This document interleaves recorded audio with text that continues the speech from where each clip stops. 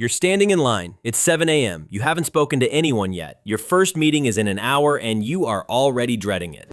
You do the one thing that guarantees you'll make it to lunch without committing a felony.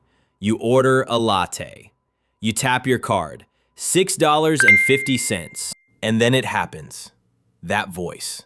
The one that sounds like every financial guru who has ever screamed into a camera. You did it again, you absolute fool. Do you know what that $6 could be? That's the down payment on your retirement villa. That's the difference between you and the millionaires. Stop buying the coffee. They love that math, don't they? $6 a day times 365, that's $2,190 a year. Invest that at 10% for 40 years and poof, you're a millionaire. It's simple. It's science. You are poor because of the steam rising from that cup. But what if I told you that the financial guru screaming in your ear is actually lying to you? What if I told you that buying that coffee might be the single most financially stable decision you make all week?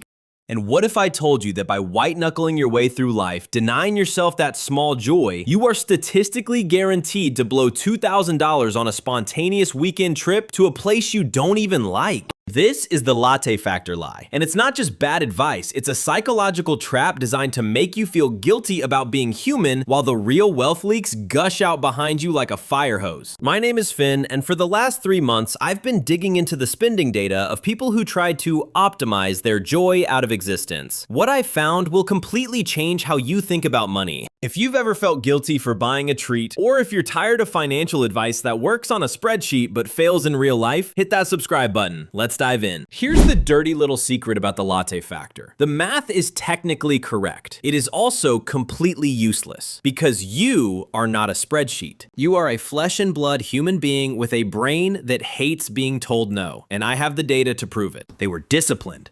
They were strong. And you know what happened within 6 months? 73% of them had increased their overall spending.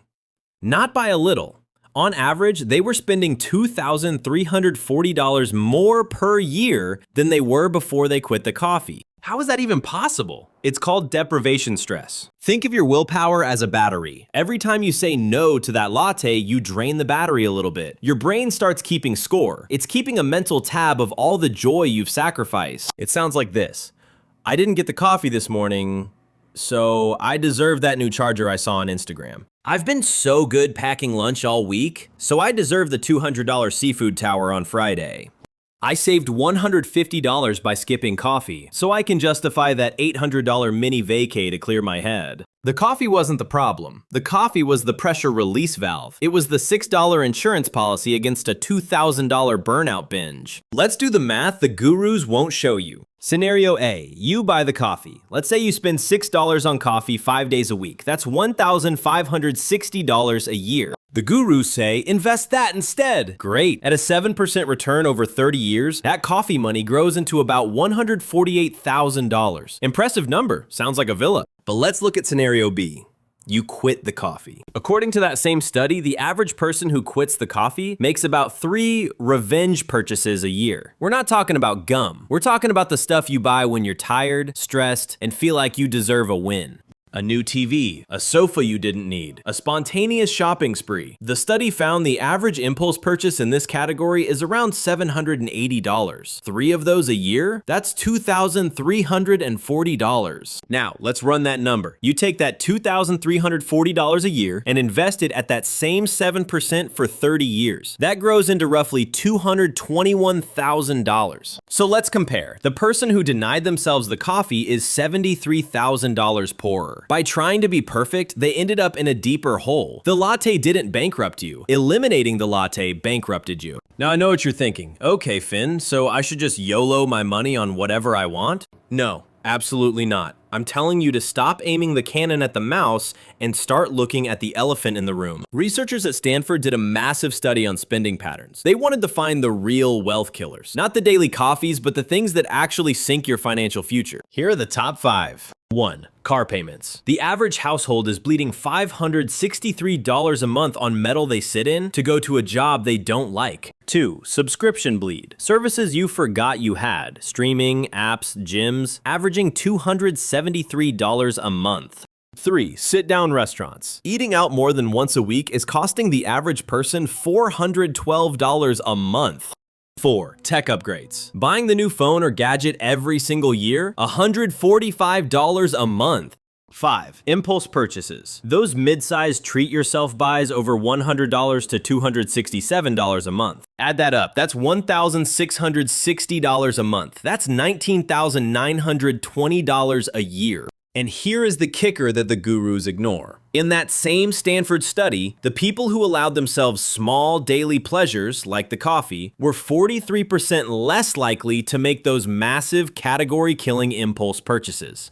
The coffee was a shield. It was a tiny controlled dose of treating yourself that stopped you from overdosing on a $50,000 car loan or a $15,000 credit card debt spiral. Look, the financial advice industry has been lying to you. It's easy to make a 60-second viral video blaming the coffee. It's much harder to make a video telling you to have a difficult conversation with yourself about why you're driving a car you can't afford or why you're using 5 streaming services to fill a void in your soul. The coffee is the scapegoat. And while you're busy feeling guilty about your morning latte, you are hemorrhaging money on things that actually matter. That car payment alone is almost 4 times your monthly coffee budget. But nobody shames you about the car because that's a harder conversation. It's easier to just tell you to skip the latte. So here's the plan, the real plan. Keep the coffee. Seriously, if that latte is the 15 minutes of peace in your chaotic day, it is the best investment you can make. It's cheaper than therapy. But while you're sipping it, do this. Cut the $563 car payment. Buy a reliable used car for cash instead of a status symbol on loan. Cut the $412 restaurant tab. Meal prep on Sunday. Cut the $150 tech upgrade. Keep your phone for 3 years. If you do that and keep the coffee, you are saving $1,660 a month. Invest that. Over 30 years at 7%, that's over $1.5 million.